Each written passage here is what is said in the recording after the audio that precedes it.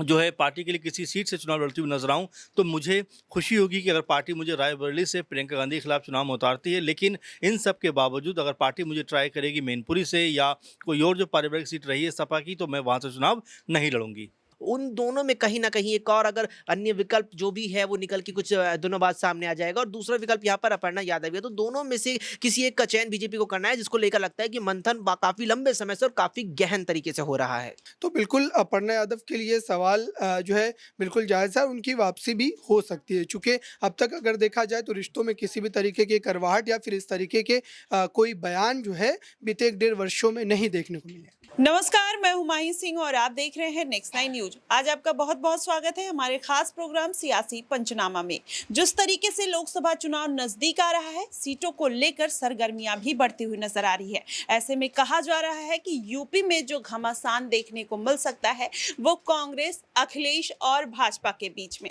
अब इसी में भाजपा ने रायबरेली से अभी अपना प्रत्याशी नहीं उतारा है। ऐसे में अब अपर्णा यादव का एक बयान आया है कि अगर बीजेपी उनको रायबरेली सीट से उतारती है तो वो प्रियंका गांधी को चुनौती देते हुए नजर आ सकती हैं। अब लेकिन देखना होगा कि क्या बीजेपी अपर्णा यादव को टिकट देती है या नहीं। ये सारे सवाल खड़े होते हैं और इन सभी सवालों के लिए आज हम मौजूद हैं अपने न्यूज रूम में और हमारे साथ हैं अमन जी। इनसे जानते हैं कि आने वाले दिनों में क्या बीजेपी अपर्णा यादव को रायबरेली सीट से उतार सकती है, क्योंकि अपर्णा यादव काफी समय से बीजेपी में खाली बैठी हैं और उनको अभी कोई बड़ी जिम्मेदारी नहीं दी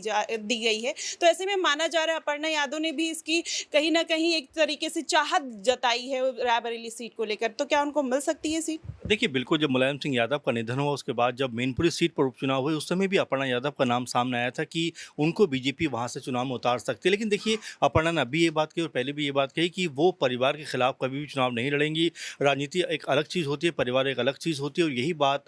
कही जा रही है कि हो सकता है कि परिवार को इतनी अहमियत देने की वजह से अभी तक अपर्णा यादव को ना तो कोई बीजेपी में बड़ी जिम्मेदारी दी गई, ना तो उनको योगी सरकार में कोई मंत्रालय दिया गया, ना एमएलसी में उनको जो है उतारा गया। तो ऐसे में सवाल उठते हैं कि आखिर फिर अपर्णा यादव को लेकर बीजेपी की क्या कोई मंशा है, क्या कोई रणनीति है और क्या कोई वाकई कोई रणनीति नहीं है। क्योंकि अब तो खुद उन्होंने भी कह दिया है कि मैं परिवार के खिलाफ चुनाव नहीं लड़ूंगी, लेकिन अगर पार्टी मुझे उतारना चाहती है तो मैं रायबरेली से प्रियंका गांधी के खिलाफ चुनाव लड़ना चाहूँगी। अब आप समझिए कि अपर्णा यादव चुनाव तो जो है लड़ना चाहती है, लेकिन बीजेपी उनको सिर्फ परिवार के खिलाफ इस्तेमाल करना चाहता है। इसीलिए अपर्णा यादव अभी तक 2 ढाई साल का वक्त हो गया कि जब से वो बीजेपी में शामिल हुई हैं, लेकिन कोई भी अहम जिम्मेदारी बीजेपी की तरफ से नहीं मिली। अब वो ये कहते हुए दिखाई पड़ रहे हैं कि अगर बीजेपी चाहती है कि मैं चुनाव में उतरूँ, मैं जो है पार्टी के लिए किसी सीट से चुनाव लड़ती हुई नजर आऊँ, तो मुझे खुशी होगी कि अगर पार्टी मुझे रायबरेली से प्रियंका गांधी के खिलाफ चुनाव में उतारती है। लेकिन इन सब के बावजूद अगर पार्टी मुझे ट्राई करेगी मैनपुरी से या कोई और जो पारिवारिक सीट रही है सपा की, तो मैं वहाँ से चुनाव नहीं लड़ूंगी। जी, वाक़ई में। लेकिन जिस तरीके से अपर्णा यादव लगातार इस बात की आशंका जता रही थी कि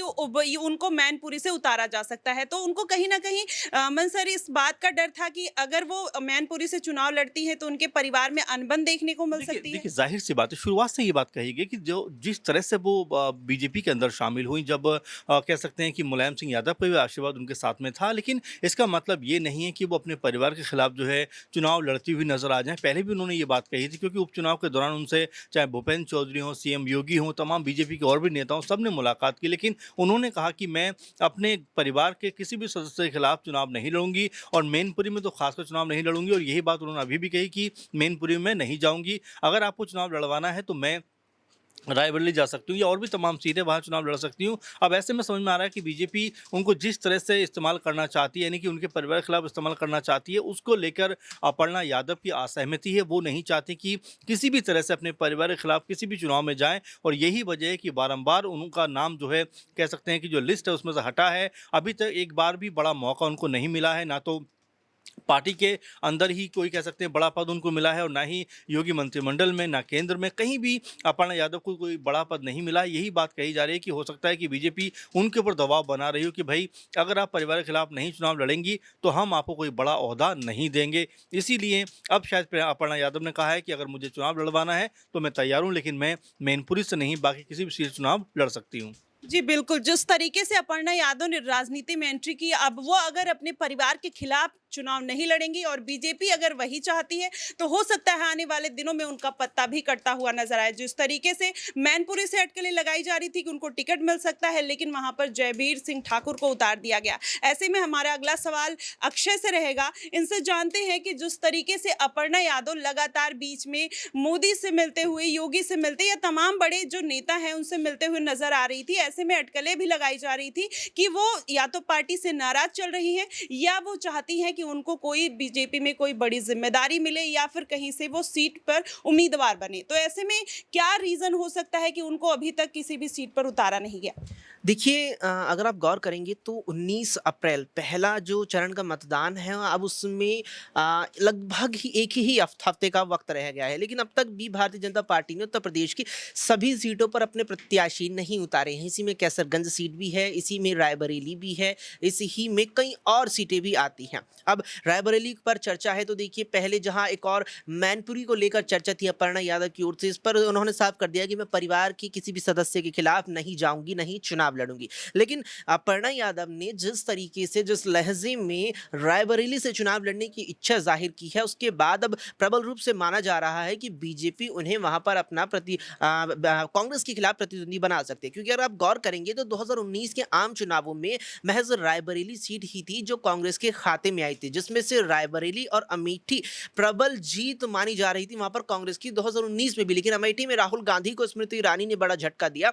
लेकिन रायबरेली भारतीय जनता पार्टी फिर भी फतह नहीं कर पाई। और 2014 की जो मोदी लहर थी वो कहीं ना कहीं 2019 में भी देखने को मिली, लेकिन वो मोदी लहर भी रायबरेली पर भगवा परचम जो बीजेपी का है उससे नहीं गाड़ पाई थी। अब उसमें अब वहां कांग्रेस का जो वोट बैंक है, साथ में जो सपा का वोट बैंक जुड़ेगा इंडिया गठबंधन के तहत, जो भी प्रत्याशी रायबरेली से इंडिया का होगा उसके वोट बैंक में सेंधमारी करने के लिए अपर्णा यादव बीजेपी के लिए एक बेहतर विकल्प हो भी सकता है। और उस बात की इच्छा साफ तौर पर जाहिर अपर्णा यादव ने भी कर दिया। रही बात यहां पर कि अब तक उन्हें चुनावी मैदान में क्यों नहीं उतारा गया, या अब तक जितनी सीटों पर सूबे की प्रत्याशी बीजेपी ने उतारे हैं वहां उन्हें टिकट क्यों नहीं दिया गया, तो देखिए कहीं ना कहीं इसका कारण यही नजर आ रहा है कि भारतीय जनता पार्टी अपर्णा यादव को बचाकर के एक प्रकार से रखना चाह रही थी कि उससे या उन्हें एक बेहतर सीट पर, एक बेहतर जगह पर वहां अपना प्रत्याशी बनाए। क्योंकि अगर आप गौर करेंगे तो रायबरेली पर जिस तरीके से बीते चुनावों में भी भाजपा अपना कमल नहीं खिला पाई थी, वहां पर अपर्णा यादव को लेकर इसका मतलब यही है कि मंथन बहुत ज्यादा हुआ है,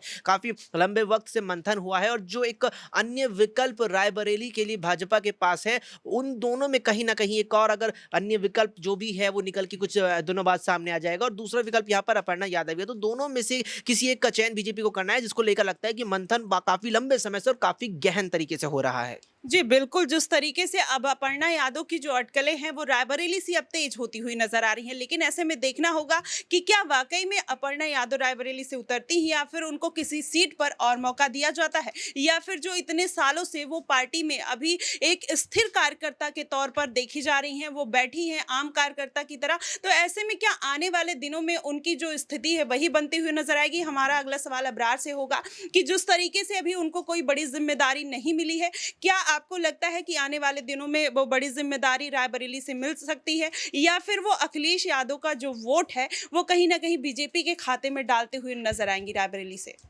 देखिए, जिस ढंग से अपर्णा यादव को लेकर अगर पहले की बात की जाए, जो मैनपुरी लोकसभा उपचुनाव में उन्हें उतारने की कोशिश की गई थी, अमित शाह से मुलाकात हुई थी, उसके बावजूद भी उन्होंने कई बातों को लेकर, या फिर आप कहें कि मुलायम सिंह यादव के उस समय जो है कुछ दिनों पहले ही देहांत होने की वजह से उस सीट से चुनाव लड़ने से मना कर दिया था। लेकिन अब जहाँ तक रायबरेली का सवाल है, तो मुझे लगता है कि ये अब संभव नज़र नहीं आता है। अगर हम जो है उस सीट की बात करें जिसको लेकर के अभी बयानबाजी हुई है, जिस पर खुद जो है डिम्पल यादव ने कहा कि वो उनका सम्मान करती है, फिर उन्होंने कहा कि वो भी उनका सम्मान करती है। तो ये सारी चीज़ें जिस तरीके से हो रही है, या फिर ये जो बयानबाजी हो रही है, इसका सीधे तौर पर जो आकलन अगर किया जाए तो ये समझ में आता है कि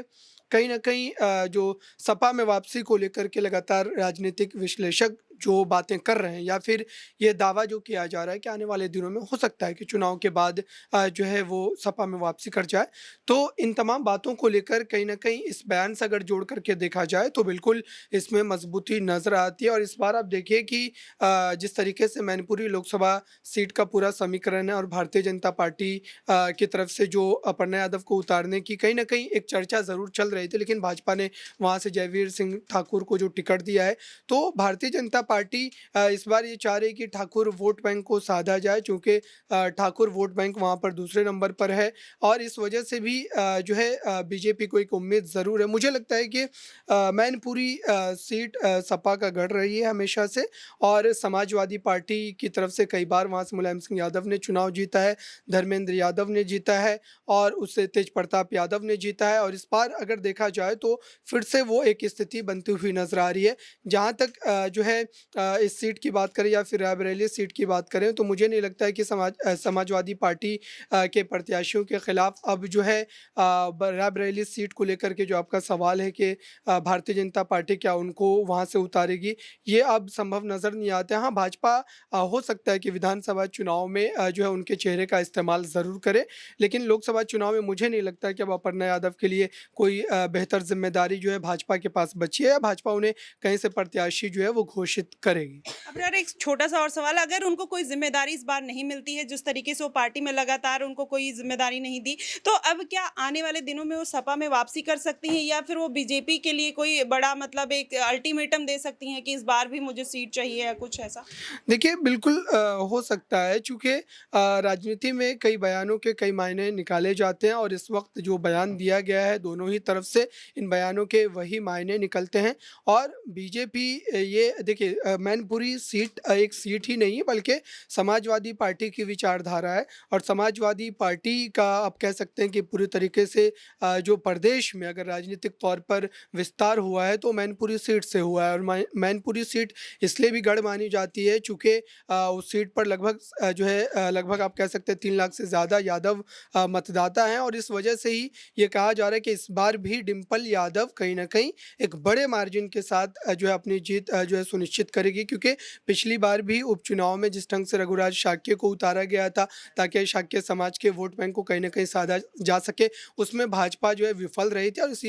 इस बार जो इस वजह से ही ठाकुर समाज के एक चेहरे को उतारा गया। और एक बड़ी बात ये है कि मजबूत कैंडिडेट है जयवीर सिंह ठाकुर जो है आप कह सकते हैं कि मंत्री भी हैं और मैनपुरी सदर सीट से वो विधायक भी हैं, तो जाहिर सी बात है एक दबदबा ज़रूर है, तो एक चुनौती ज़रूर है। लेकिन अगर समीकरण समझें हम तो इससे साफ तौर पर ये पता लगता है कि डिंपल यादव के लिए जीत आसान है। और जो है अपर्णा यादव को लेकर जहाँ तक आपका सवाल है कि वो वापसी करेंगी नहीं करेंगी, बिल्कुल वापसी हो सकती है, चूँकि उस समय की अगर हम बात करें पहले की, जब शिवपाल यादव को लेकर लगातार ये चर्चा हो रही थी, उन्होंने तो अपनी पार्टी बनाई थी, चुनाव भी लड़ा था और मुलायम सिंह यादव उनके मंचों पर जाकर उनके लिए प्रचार प्रसार भी करते थे, लेकिन उसके बाद पूरा मामला बदला और शिवपाल यादव आज समाजवादी पार्टी के एक बड़े चेहरे के तौर पर काम भी कर रहे हैं। तो बिल्कुल अपर्णा यादव के लिए सवाल जो है बिल्कुल जायज़ है, उनकी वापसी भी हो सकती है, चूँकि अब तक अगर देखा जाए तो रिश्तों में किसी भी तरीके की करवाहट या फिर इस तरीके के कोई बयान जो है बीते 1 डेढ़ वर्षों में नहीं देखने को मिले। जी बिल्कुल, जिस तरीके से अपर्णा यादव भाजपा में रहते हुए एक साफ सुथरी राजनीति खेलते हुए नजर आ रही हैं,